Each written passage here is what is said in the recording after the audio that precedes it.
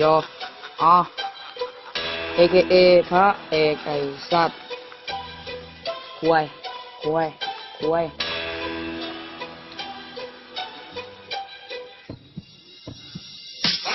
การแข่งแรปนี่มันคือครั้งแรกของกูตอนกูออกศึกกูว่าพวกมึงมาอยู่ในรูการแข่งแรปมันคือการแข่งที่ใช้สมองที่มึงประกาศลงคลิปกูว่ากรรมการเขาจะสยองกูจะเดินเข้าไปต่อพวกมึงอย่ามาขวางทาง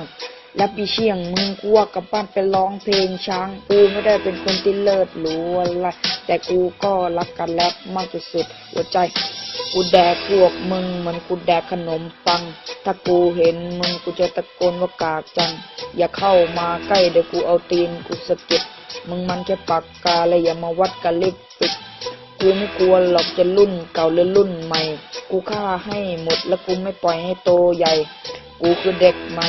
มึงควรจะอ่อนให้พอกูดูแล้วก็กูนี่แหละที่อ่อนให้กูนั่งเฉยกูก็ชนะขาดกูมองสายตาพวกมึงทำไมเห็นแต่ความขี้ขาดจะทำอะไรก็ทำไม่เต็มที่กูเห็นพวกมึงแล้วแม่งรู้สึกปวดขี้ไว้เหี้ย